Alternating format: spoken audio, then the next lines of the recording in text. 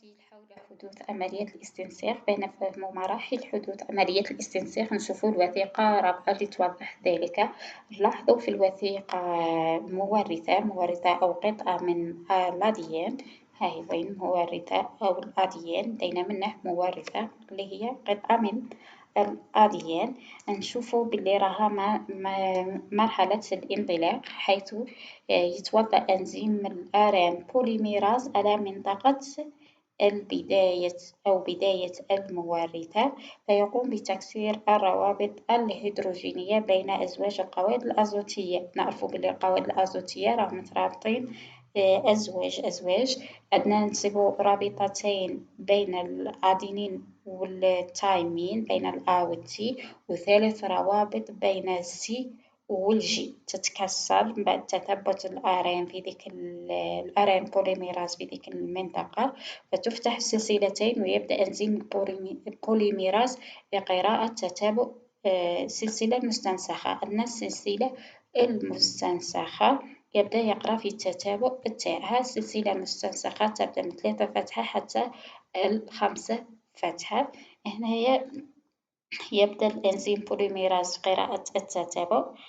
وأما سلسلة 5 فتحة حتى 3 فتحة نسموها سلسلة غير مستنسخة. يبدأ آرين بوليميراز بقراءة السلسلة المستنسخة وربط النيوكليوتيدات الحرة. يبدأ يربط في النيوكليوتيدات الحرة ويبدأ يمشي الآرين بوليميراز ويكسر في الروابط الهيدروجينية، والجهة اللي فات إليها ولا اللي قبل إليها راح ترجع الروابط الهيدروجينية تعاود يتلاصقوا فيما بيناتهم، بصح في المنطقة اللي راح كاين فيها الآرين بوليميراز تتكسر الروابط وتبدأ ترتبط النيوكليوتيدات الحرة مقابل سلسلة الأديان حسب مبدأ التكامل. يعني تبدأ حسب مبدأ التكامل القوائد الأزوتية، حيث أن الأ ترتبط مع الأدينين مع اليوراسيل، والآ مع التي، والجي مع السي على طول مورثة المورثة. ويبدأ يستطيل هنايا كما رانا نشوفو بدا يمشي الآرين بوليميراز على طول المورثة، وهنايا حتى ولا يستطيل باش ينتج لنا جزيء الآرين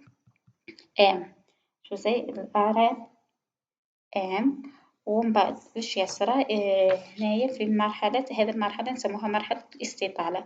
من بعد كي يوصل واحد المنطقة سموها منطقة النهاية، هنا الآرين بوليميراز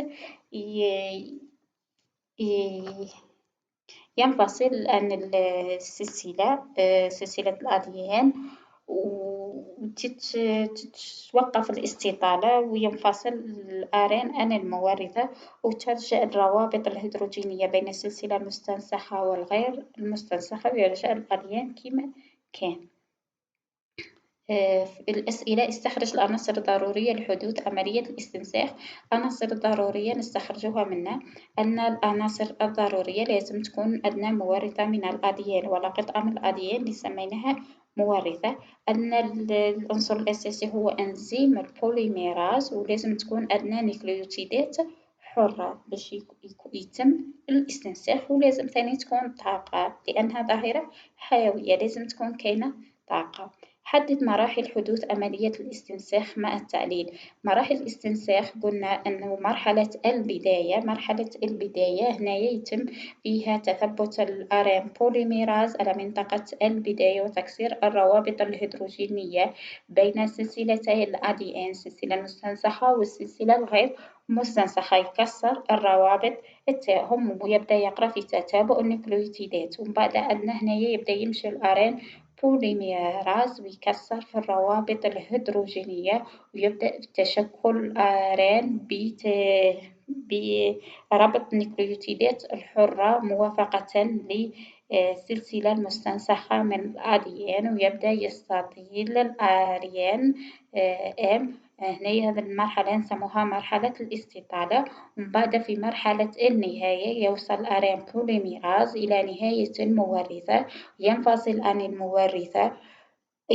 المورثة وكذلك ينفصل الآرين ويصبح جاهز. حدد صح. لخص في نص علمي كيفية حدوث عملية الاستنساخ. الاستنساخ يتم في 3 مراحل. هي مرحلة الانطلاق، يتم فيها تثبت الآرين بوليميراز على المورثة من الأديان، فيقوم بتكسير الروابط الهيدروجينية بين سلسلتي الأديان المستنسخة والغير مستنسخة، ويبدأ في قراءة تتابع النيوكليوتيدات، ثم يربط النيوكليوتيدات الحرة موافقة للسلسلة المستنسخة ترتبط مع اليوراسيل باسم الجي والتيم الآ.